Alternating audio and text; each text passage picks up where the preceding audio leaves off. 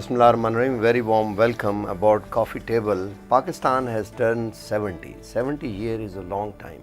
It rolls over one complete generation. And if we talk about the new generation, it's time to 2.5 or 3 generations rolled over during this time. So this is almost new and brand new Pakistan. Demographic trends are superb. The age between 24 and 10 years, 33% is youth, and they are going to change Pakistan or not. But what are the premises, what are mega trends, and what is the game changer, if there is any? We have invited today Dr. Abid Suleri, who has been on and off researching on the topic and also writing on this in a very profound way. We have invited him today. Dr. Abid, very warm welcome. Thank you. What is the basic premise? What are the basic premises? Well, obviously, it's a major landmark that we have turned 70, and this is despite the fact that there were many ifs and buts, and even the political opponents in 1947 they were thinking of Pakistan getting reunified with India in a couple of years' time.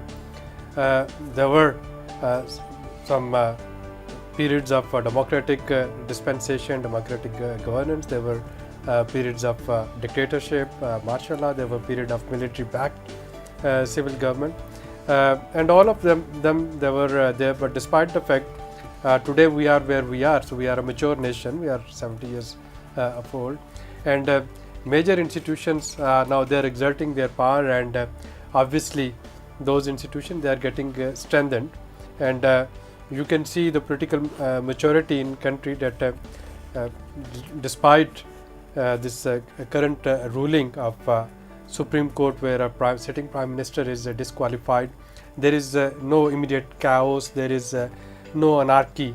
Of course, those there was upheaval, but yeah, but the system it continued, and I think that reflects the maturity in the system. Now, going beyond 70. Of course, one would have to look at some of the factors, some of the trends. One would have to see that what are the major trends which have emerged so far, and then one need to see some of the game changers. And although it's always difficult to predict future, but one can always have some sort of scenario building, and one can see that how to reach at a best case scenario. So in our research work, we usually build 3 types of scenario: best case scenario, worst case scenario, and business as usual. And then of course one needs to look at some of the prerequisites which will take us to the best or the worst case, and one need to avoid those triggers which will take us to the worst case scenario, and one would have to opt for the options which will at least bring some improvement than the business as usual. Who is in power, or what are the power centers? Well, when we look at the power center, again, I think today's Pakistan, it is much more mature, and the conventional thinking where we used to say that quote unquote there is only one power center in Pakistan, which was establishment, which no one could define what is establishment. So now Pakistan has moved beyond establishment. So although that role, one power center, it's still have more power than others, but then other power centers, they are equally important. One can see the superior judiciary that has exerted itself within the limits of constitution. One can see parliament that has exerted itself. One can see media, vibrant media, that is of course very much there, and many of the things that people know about other institutions today, that is only due to media. So one can question on maybe quote unquote the interest of media, but media is certainly bringing more openness and more transparency in the system. And then we have civil society organizations which are very candid in expressing their views. So there are multiple power centers. So it's no more Do you think current decision of the Supreme Court is a reflection that it's a new power center and the establishment, the military establishment is not behind it? Well, obviously, when we talk of emergence of new power centers, there would be some alliances, there would be some alignments, there would be some alliances of what they would define as national interest, and there would be some alliances of what they would think is not in national interest. And the floor is open and the game is open for all power centers to talk to each other, to negotiate with each other, and I would still say that it's part of this process, this emergence of power center, where these power centers, they are trying to claim their space, and in order to claim their space, obviously one would have many reasons to somehow raise fingers on many of the decisions, thinking that it is all coming from the old power center. It may be true, it may not be true, but the point is we need to support the system, and in that system we need to somehow think of mutual coexistence, where all these power centers, they can start talking to each other and they can learn to live with each other and in harmony with each other for a greater national interest. You think these new power centers are equally important and they are independent mostly? Even if they are not independent, even if they are not equally important, but the mere fact that now there is more than one power center and they are trying to claim their space, and they are trying to exert their supremacy wherever they can, I think that's a healthy sign. Right. And if this system continues, of course, one would reach to a point where institutions, those would be much stronger than individuals. And what we need in this country going forward is stronger institutions. Right. So here we take a break, and after the break we'll discuss what are the trends. Please stay with us.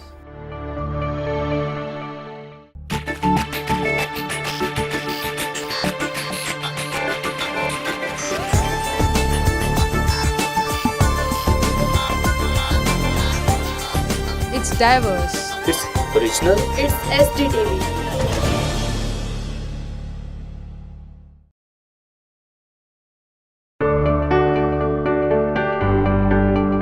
Welcome back. What are the trends? What are the mega trends? So this is the emergence of power. Of course, it's one of power centers. It's one of a mega trend. Then one look at demographic features. The initial results of census 2017, we are almost a country of 219 million people. Initial estimates were that it's somewhere about 200 million, but we are much more than that. As you mentioned in the intro, it's the youngsters, the women, they are playing a very active role, not only in urban economies but also in rural economy. They are more empowered. They are playing a very constructive and productive role. One can also see that many of these people, they are migrating, domestic migration as well as international migration. To the urban centers. Domestic migration, it's leading to urbanization, it's leading to peri-urbanization, which is again, which it may have its own faults and some social evils as well, but again the whole attempt to raise their living standard, those who are migrating, it's a good sign. Those who are going abroad, they are source of remittances, they are playing an important role in their host communities. So these are demographic trends. Then another major trend which is reflective of today's Pakistan is consumerism, the cultural trend.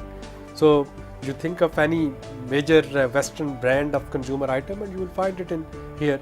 So despite the fact that inequality is increasing, there is no argument about it that poverty has reduced, in numbers at least. There is no argument about it that level of literacy has increased.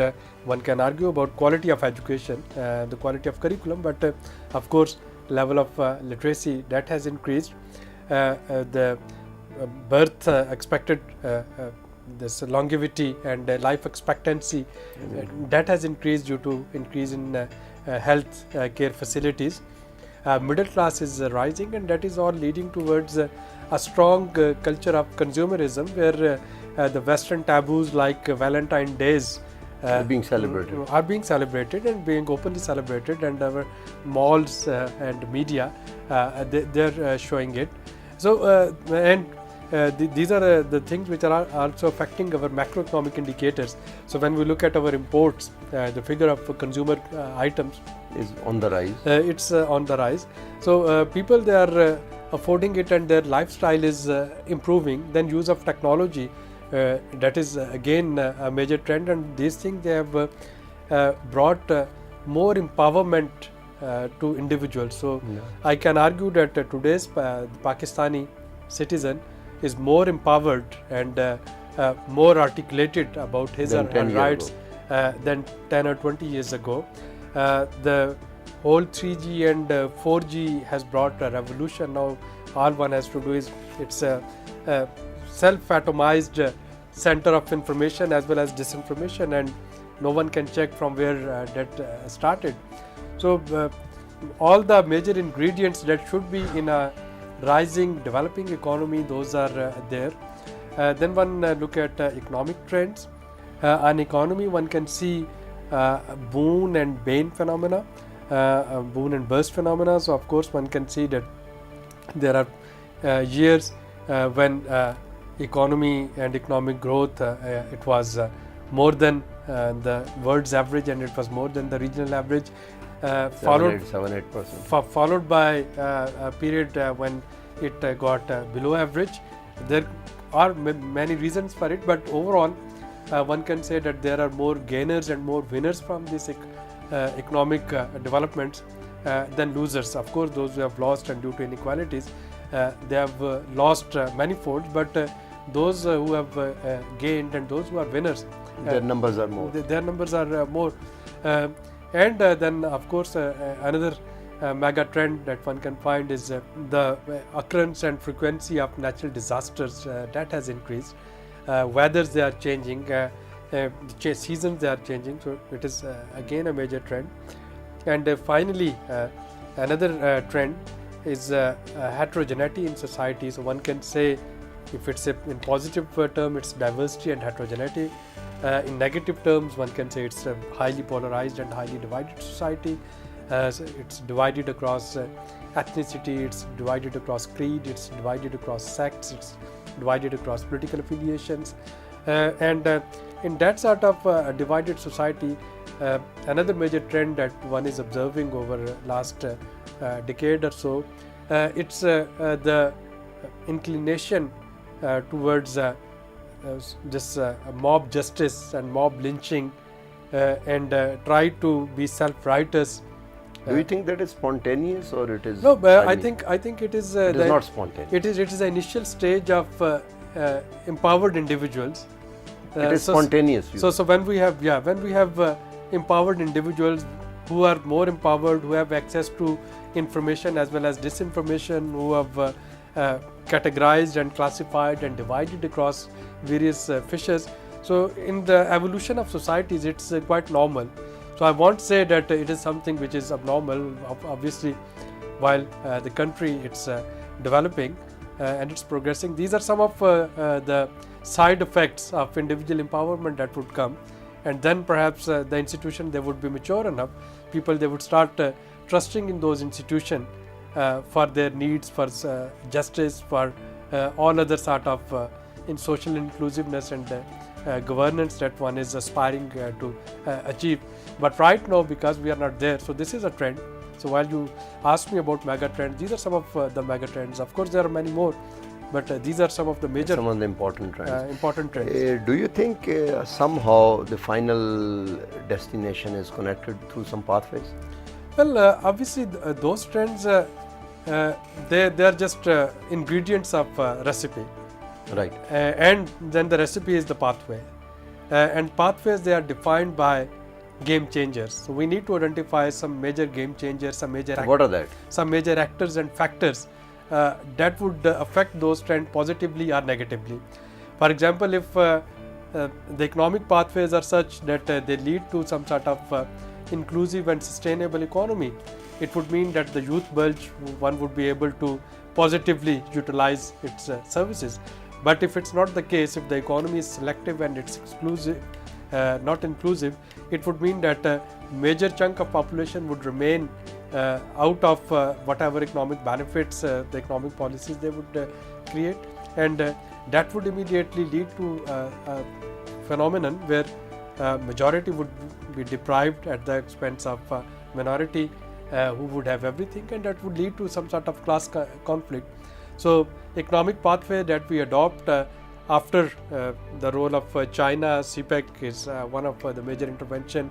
If the energy situation improves, one is not arguing here the clean energy or green energy or the cost of energy. Availability of it. But I'm just talking of Simple availability. Simple availability of energy. If it improves, and if there are more jobs, the economy, it leads to job creation, and somehow we can overcome the anomaly where the sector which is supporting 60% of our GDP is only contributing to less than 30% of our jobs, and the sector which is contributing to 19.8% of the GDP is taking agriculture, is taking care of more than 60% of jobs. So that anomaly has to be rectified. So if these things are there, if they work in a positive manner. But do you think it's going to continue for a long time? That depends on for very inherent reasons. That depends on economic pathways that we choose.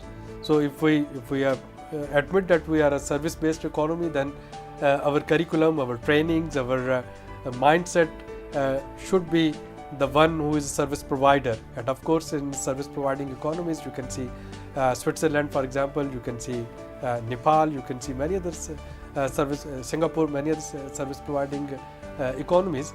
The whole attitude is different.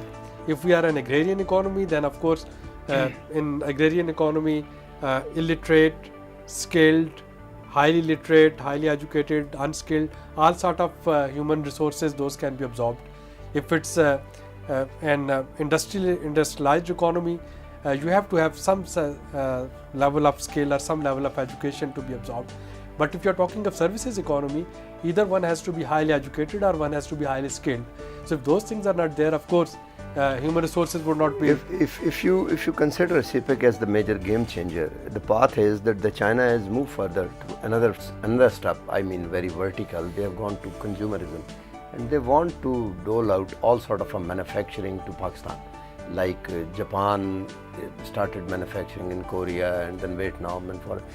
Do you think Pakistan in the 10-year or 5-year or 10-year down the line, it would be a country which would be manufacturing in a very big way, and all that sort of culture that the Korean had take the brunt and everything? Well, of course, again that depends on the pathway that we choose. And no, but with CPEC it is very with CPEC, one has to look at the trends. If, for example, the energy constraints, those are over. If we can increase the trust of investors who can come and who can invest here, and if we can train our youngsters to be part of a rising industrialized economy, of course they would be there. But if we can't take care of it, it would lead to further societal disintegration. So for example, in Balochistan or in Gilgit-Baltistan, if we have all those industrialized units, or if we have all those service provisions, and we don't groom the local population and the local youth, and people from other provinces or people from China, for that matter, they are coming even in few numbers to perform the key jobs there. That would give a very wrong sort of message.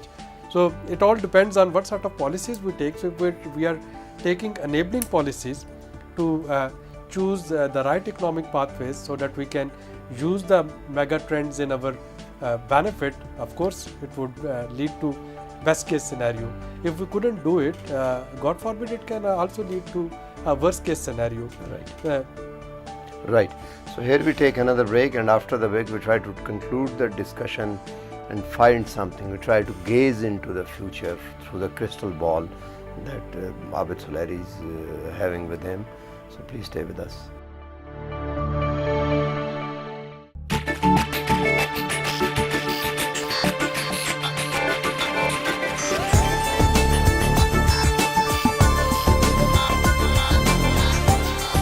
It's diverse. It's original. It's SDTV.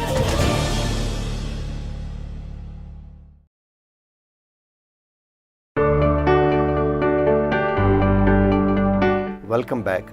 I would start by asking you, do you think the worst is over, or the worst is behind us, or the worst is behind Pakistan? Well, obviously, one can say that Pakistan has gone through a lot of odds and lot of adverse situations. But having said it, if we don't do mid-course correction and if we don't that is needed, you think? don't resort Where? the right sort of policies. Give us 1 to 3 things. Yeah. What is the use? So we only discussed the economic pathways. Right. The economic pathways would be nothing unless and until we choose right sort of social pathways. Yeah. And in order to work for social pathways, we have to wholeheartedly support alternative narrative building as well as alternative What is that? narrative implementation, whereby we can live in mutual coexistence. We can turn Pakistan. Politically speaking. We can turn Pakistan. No, not only politically speaking. I'm talking in social context. Right. But politically speaking, the Pakistan, according to the vision of its founder, was to be a very tolerant country where there was no restriction on the basis of creed. There was no connection between religion and state.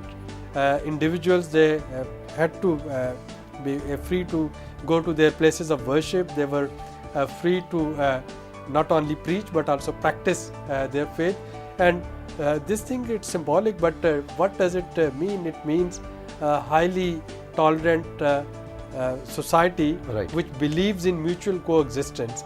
So if we can adopt that pathway where there is no room for extremism, be in the name of ethnicity, or in the name of creed, or in the name of sect, or in the name of caste, right, or in the name of any province. Obviously, all those trends and all the economic pathways, they would, do you think we are moving towards it? We would have to ultimately move towards it. Not right now. But do you think we are moving? I'm more optimistic than being right. Than being. So you think that we are being moving pessimistic? Perhaps one can say that we are. What is that bring us hope? What are the indicators you can represent that yes, we are moving? Look at that, we are moving. The indicator is that we are openly openly criticizing some of the trends which are not in favor of Pakistan. So Pakistan is, despite all odds that we keep on discussing among intellectual community and that media, Pakistan is a country where we are rather over liberalized in expressing our opinions and our thoughts and our liking and our dislikings, and the mere fact that a sizable segment of population, they openly criticize extremist behavior, be it on the road rage or be it in the our day-to-day societal life. That is a positive sign. So people, they are not silent on some of the things that are happening and that should not happen in their opinion, and that is a positive sign. Yeah, one very straight question. You are talking about the social transition and the social change. I mean, we have seen the geography has not changed in the Middle East, but the social geography has changed considerably. Syria, social geography has changed. In Iraq, Syria, and Saudi Arabia is feeling the crunch. Even there, the social geography. Do you think Pakistan has successfully avoided that sort of an external pressure, and now the worst is over and Pakistan would be defined in the years to come as a liberal, very religious but very secular country and all that?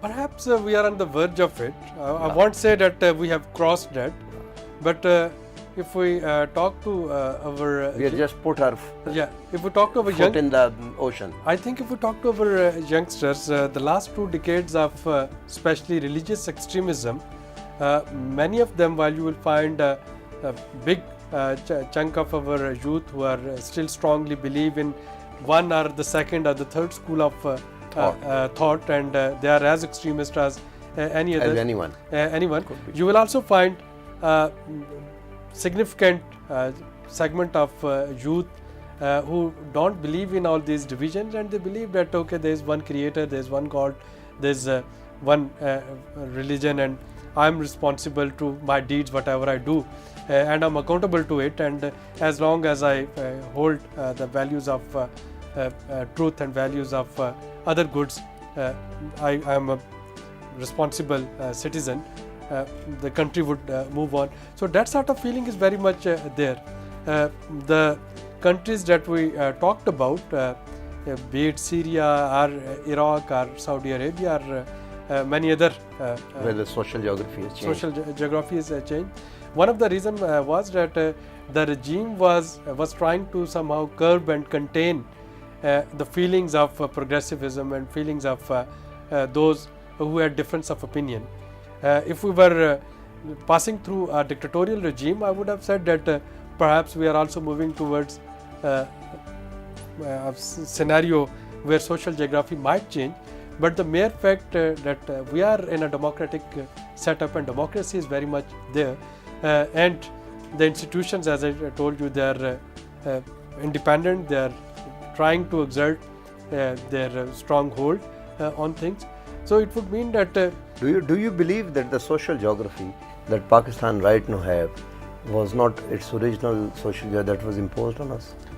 of course after Zia's regime Some international dispensation there are many things as a cult to the many things which are imposed. Rather, one can trace them back to Zulfikar Ali Bhutto's era, when he despite being very progressive and declared a sect out of available. very liberal person, he had to compromise on many of the basic fundamentals of Pakistan. Even Islam. Even Islam, and then Ziaul Haq's regime, I think those 10 years they put us precipitated.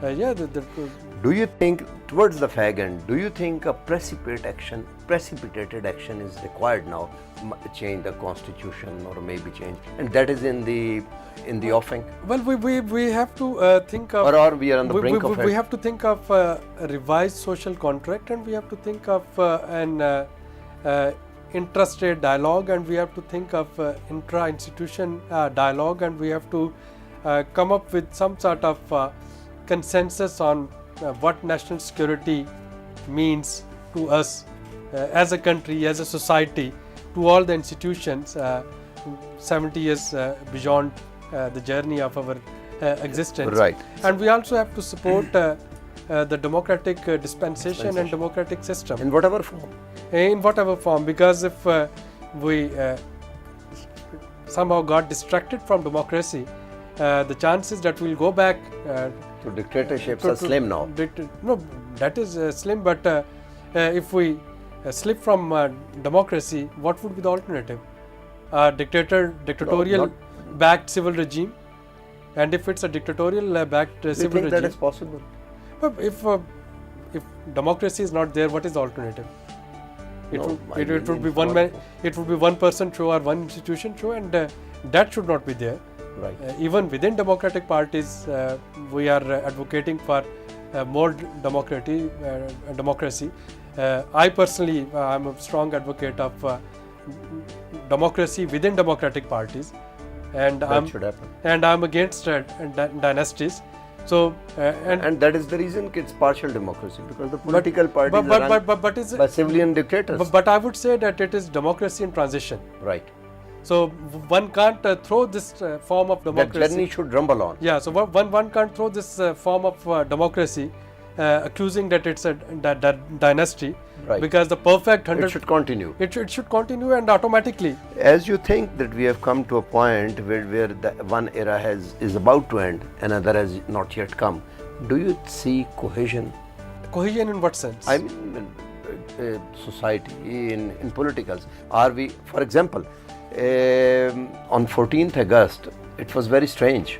I went with my children to see the air show, and nobody was, and at the same time, political party was calling for something else, and the nation just rumbled over them and celebrated these. It was an eye opener. It was an eye opener. But this is, I mean, they ran down the call from Lahore to just to say this, and they celebrated. But this is what the democratic society is all about. So it's the majority's choices, and whatever the majority's choices are, the power centers, which are traditional power center or emerging power center, they would have to respect the choices of people. So you see cohesion. To that extent, I see cohesion, and to that extent, I see that perhaps we are in the right direction in the pathways that we choose. Moving economy, social cohesion, and peace. Do you think? And moving. I mean, it is utopian. I know. I know. I'm asking No, you. moving economy, social cohesion, peace, And peace.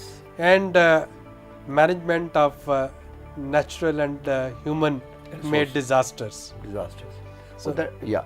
Because many of these things, if we can somehow follow the right recipe, the ingredients that are there in the shape of trends, we can utilize for the best case scenario. But if we don't mix these ingredients according to the right recipe, the same thing can lead to a major disaster. Yeah. And this is what we have to avoid, and we have to carry on this journey Yeah. Right. with a positive ambition and positive aspiration. Yeah, so we end the program on one simple message, that there is a wave and we have to ride the wave. Otherwise, the wave is going to destroy us. With this, we come to the end of the program, and goodbye from us. Next time, next guest, and we keep on. So please keep watching our program.